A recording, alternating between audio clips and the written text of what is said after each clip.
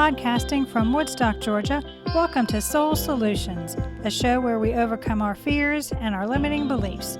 I'm your host, author, and certified life coach, Terry Kozlowski. Hello, warriors. Are you looking to take drama out of your life? Do you know how to set personal boundaries with others?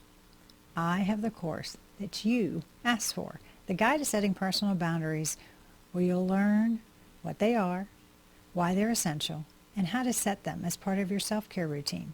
The link is in the show notes. Don't allow other people's drama to affect your life. Now let's start this week's episode. Episode 146. It's clear, for authentic relationships, you need to check in with others. The ability to check in with oneself and the people around you is powerful. It's the ideal time to promote mental health during May's Mental Health Awareness Month. Asking the individuals in your life how they're doing and paying close attention to their responses is one approach. By checking in, you may make them feel supported and show them you are a resource they can depend on. You can do this in person, over the phone, via email, or text message. A little work can go a long way. Why do you need to check in? Because checking in with others has several benefits. Checking in with others enables communication and can grow authentic bonds between people. You can open up and express yourself more clearly about your life when you check in. Understanding one another's accomplishments and shortcomings can be a potent opportunity for personal and group learning and development.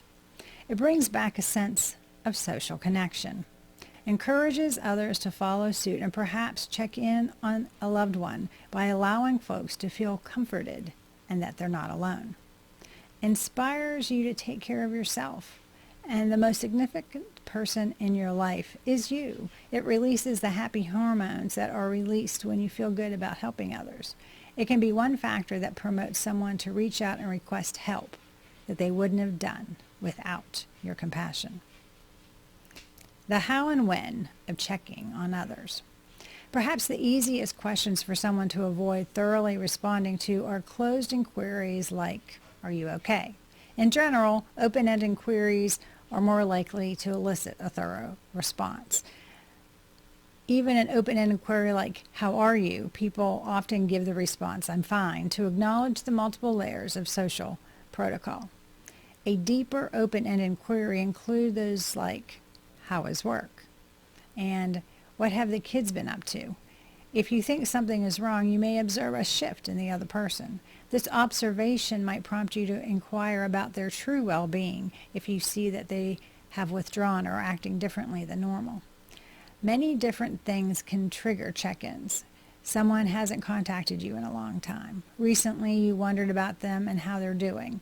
The symptoms of depression, anxiety, loneliness, or another mental health condition may be displayed by someone you know. Someone is about to experience something that could be upsetting or stressful. These are all acceptable justifications for checking in with someone. Although there is no ideal time to check in, when done frequently, check-ins gain significant power. Depending on who you're checking in on, the best time varies. The art of checking in. At any time of year, it's critical to speak with a friend, a member of your family, a coworker, an employee about whom you have concerns. Asking, "Are you okay?" when you see a change in someone's behavior or mood can make a big impact on the life of someone who's struggling with their mental health or other problems with their personal, financial, or romantic relationships. It might be intimidating to make the first move when you realize something is wrong, even though most people will agree that asking "How are you?" can start significant conversations. You can become ready for these chats with the aid of a few pointers and techniques. Number 1, timing. Making sure you choose a cozy setting that fosters a sense of emotional safety can increase the likelihood of open, trustworthy interactions. It can make all the difference whether someone is willing to open up or not if you wait until you are out of earshot of others or leave your desk for a hot beverage. Before approaching someone, think about where you believe they will feel most at ease. Number 2, words are powerful. When you speak matters just as much as what you say. Consider what worries you for a moment and list a few instances of behaviors or changes you have seen. Instead of concentrating on how you believe they are feeling, try to concentrate on what you have observed. For example, I saw you yell at Sue in the meeting the other morning and thought that's not like you. Is everything okay? Is probably more well-liked than you're acting incredibly irritable right now. See the difference? Number 3, be compassionate. Because you don't feel you have everything you need to help, you may sometimes put off talking to someone about whom you're worried. It's crucial to understand that you don't have to be an expert and that you don't have to have all the answers. Be compassionate about what the person is experiencing. Prepare yourself to listen and be aware of the various information and support resources that are accessible in case they are required. Number 4, don't push. Even when you express your concerns, sometimes they don't want to share. However, if you check in is sincere, you can let the other person know you care and help solidify your relationship. Additionally, you're letting them know they may talk to you if they ever need help. You might leave them to consider their position. Once a friend asked me how I was doing and voiced his concerns. At the time, I didn't think twice about it, but looking back, I had to stop and wonder why he would have asked that. I began to question, am I really doing okay? It was a reality check that inspired me to put my well-being first. What checking in looks like. What does it look like in practice when you check in with somebody? It can appear in a variety of ways. Based on the things that friends have done for me that have made a difference and genuinely helped, here are some ways it might appear. Which approach you use will rely on a variety of variables, including your relationship with the person, how close you are to them, as well as other elements. Keep in mind that an approach that works with one person may not work at all with another friend, because everyone is different. Number 1, a text message, sent by phone, Facebook Messenger, or another method.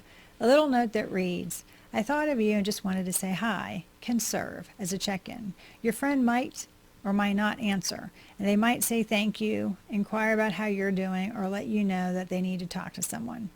You can set boundaries regarding when you are accessible for a conversation and if it's by phone or in person. Number 2, an ear to hear. Sometimes you just need to talk things out or vent. Sometimes all anyone needs to do is put into words how they are feeling or what is going on in their lives. Perhaps all your friend is asking is for you to listen. Perhaps they don't need or want your advice. It's okay if you are aware that you lack the expertise or other skills to contribute anything besides your ears. Just be upfront about the fact that you have the time and are willing to listen. Number 3, an alternative perspective. Don't offer advice unless your friend asks. Instead, you can offer a different perspective they might not have thought of. By offering an alternate perspective, you can encourage them to think of potential solutions or alter their thought process, which may be what is needed. The situation and its relationships to the resolutions for solving it nearly always has more complexity than they are letting on. Count on them to know what is helpful. Number 4, be of service. Offer to help if you are both willing and able to accomplish the task your friend needs to be done, but cannot complete because of limited access to necessary items or other factors. I received a message from a friend who said they were coming over to drop off something, but wanted to stop at the grocery store first. They asked if they could pick up anything for me. Although it looks insignificant, it's a great check-in and a helpful way to be of service. Number 5, knowing when to get help. As a good friend, let them know if you believe they could benefit from professional help, and if you can, help them in securing it. Sometimes it takes a simple question like, have you recently checked in with your partner, therapist, or sponsor about this? These are ways to remind your friend of services they already have and can use, but they may not think of them in a time of a mental health crisis or spiraling illness. It also is okay to express your discomfort or fear or concern for them. Keep in mind that the goal of this is to give the person the freedom to accept or reject help, not to force assistance upon them. Moving forward, it's equally critical to follow up after a check-in conversation. To make sure to stay in touch with someone you're worried about if they won't talk to you or if you get worried about them after the conversation. Showing that you are there for them in times of need and that you care can significantly affect their future well-being. You'll be more comfortable taking action if you follow these tactics. I want to give you the knowledge and the skills to notice when things aren't quite right, to confidently approach the person and ask, "How are you?" and to feel comfortable that you can manage the response, whatever it may be. As a general rule, I like to check in with people to let them know I'm thinking of them if I haven't spoken to them in a while and that they've been on my mind. Let's cooperate and look after one another. Do you need help learning to be more compassionate? Are you looking for support to empower yourself to see another's perspective? Do you want a strategy to help you create an extraordinary life? Contact me at terrykozlowski.com. Together we can create an action plan for you to edit your life and check in with others. To hear about how I learned to allow myself to be compassionate, you can do so by reading my book, Raven Transcending Fear, available on Amazon, or by visiting raventranscendingfear.com. Thanks for listening to Soul Solutions with Terry Kozlowski. If you'd like the show and want to learn more, check out terrykozlowski.com, where you can find the links to everything we talked about in this episode. Please subscribe to the show so you'll never miss an episode as we overcome our fears and our limiting beliefs.